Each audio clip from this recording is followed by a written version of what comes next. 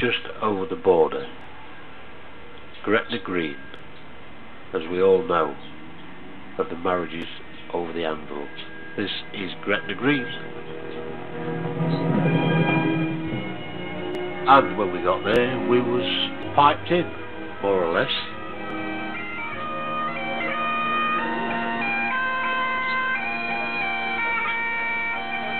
Very popular spot where all the coaches stopped, and into the blacksmith shop where there's an array of goodies to buy. But we did stop off also at some beauty spots on the way. This is a nice lock, looking a bit like a mirror today, with the reflections from the sky.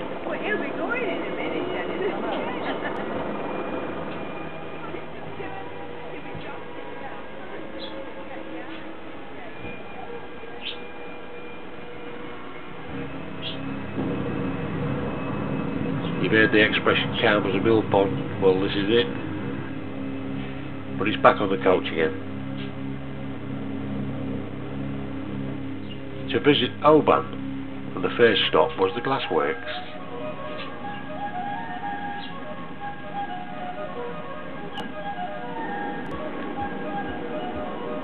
It's putting the glass into a mould to shape it.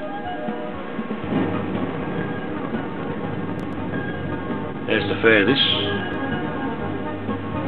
and he's blowing some coal on it from an air hose. Meanwhile, the girls are sanding down some of the finished items, get the roughness off them.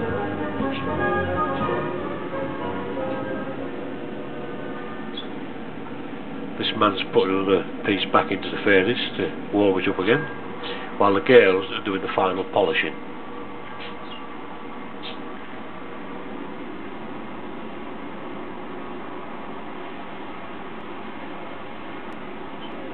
And this is the final product on sale in the showroom. As for the rest of Oban, nice picturesque harbour.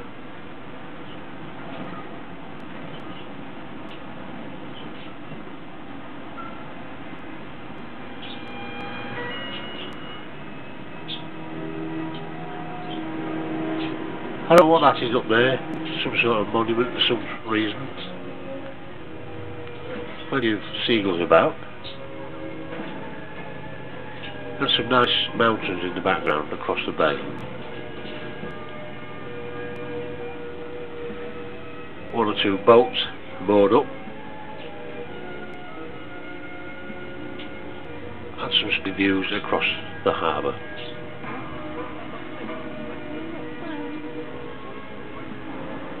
Oban is noted for its woolen products, and there's many shops along the high street that sell these items, as well as tartan goods. All along the high street, plenty of shops.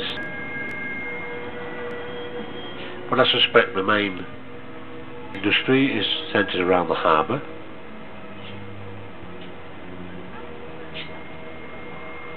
Railway stations close by to the harbour if people want to travel further afield, or they could take the Isle of Mull, one of the ferries.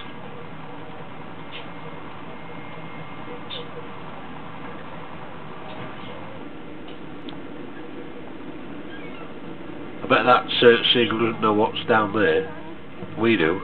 It's a seal that popped up to see us and suddenly disappeared again. But he popped up again.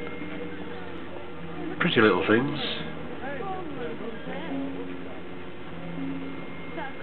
He suddenly rolled and disappeared under the water. And up popped a cormorant. How about that?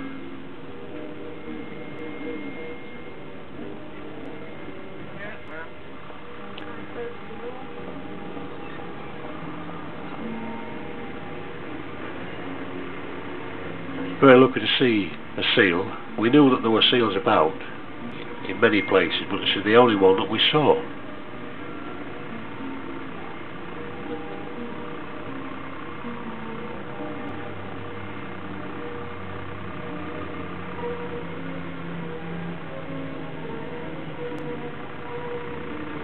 We was a few feet away from it, by the way.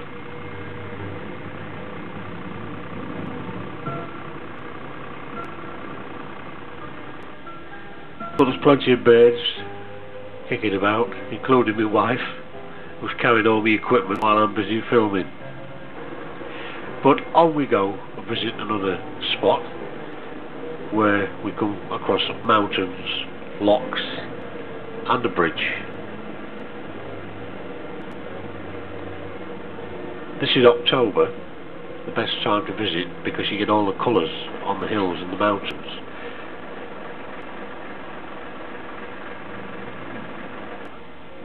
This is another bridge in another area where we stopped off to buy some fudge from one of the shops.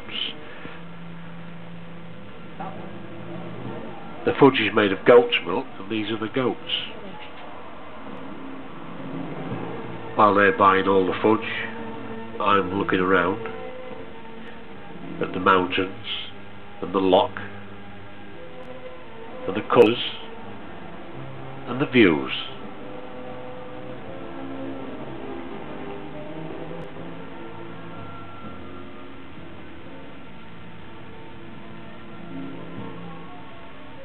That's a view from across the loch. But you can see the different and many variety of colours in the hills and the mountains.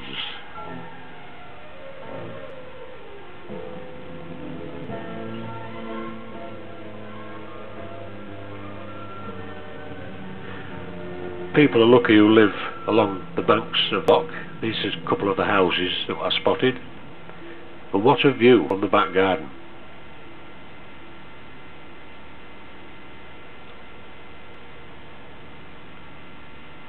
With sheep, and he's even got a globe greenhouse.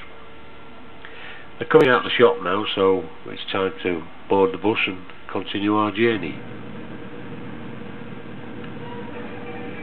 Not the ideal way to view, but there's so much to see and you can't stop off and film everything.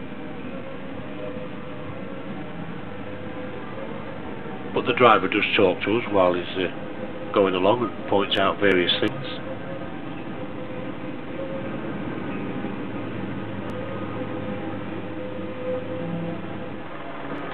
And we soon stopped again at this little waterfall, but look at those mountains, the different colours and the clouds on a very, very windy day. Very windy indeed.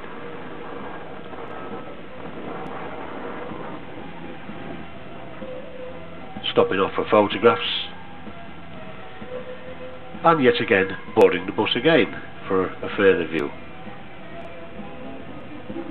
See one of the locks of the Caledonian Canal, or lock gates anyway.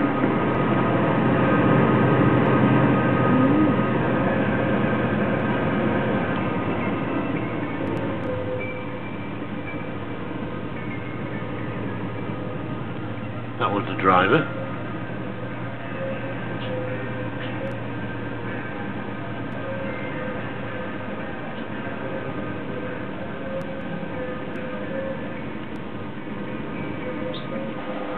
And it was soon time to stop off again at some waterfalls.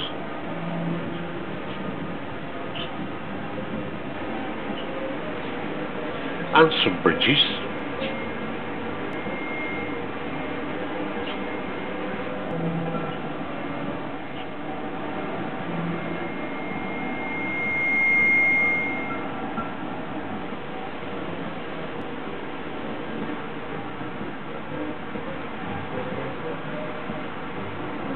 And on we went to Loch Ness.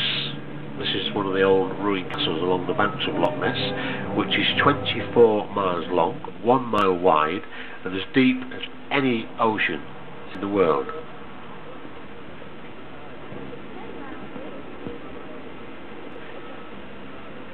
So this is Loch Ness.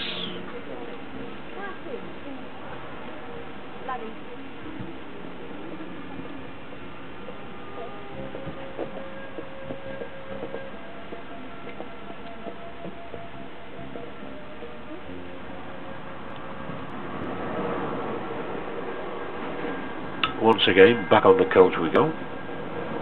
From from our window on a very muggy and wet morning along the banks of Loch Linney. It is actually raining. The view from the other side of the loch at the houses across the way.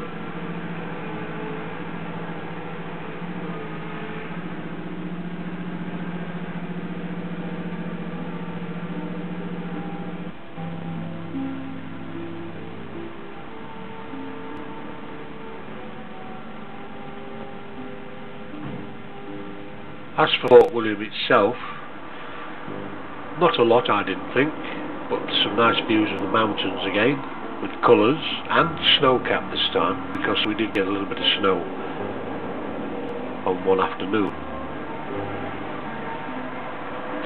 This is the main road leading out of Fort William, and nearby there's a distillery which was closed down, but the Japanese reopened it and they're making their own Scotch whisky.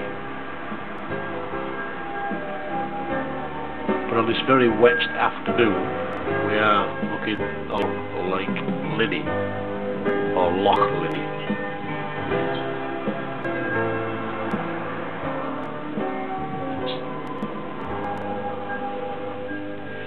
The houses with the smoke, which is unusual these days, and a final look at the hotel perched high above.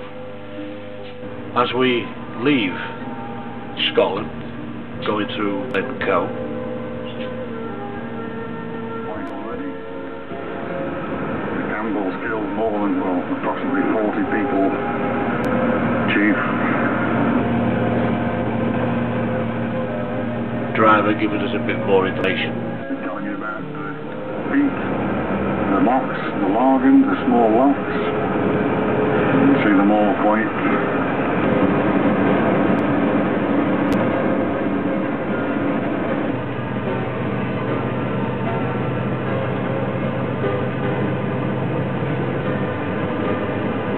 So a last look at the mountains and the lakes and the lochs and the pine forests as we travel home. We're in Northern, I pointed out the road. That's the one, all the way to the right. Goes into Auburn.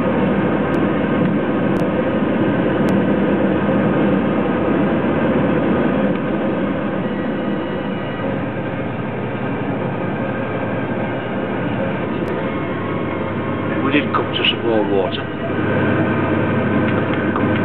Now, as we stop, there's a very narrow bridge and traffic coming backwards and forwards on it. Squeeze past. So we'll just, the river splits and goes on the other side of it. And now with a predominant cloud. So we stopped off, took our final pictures of the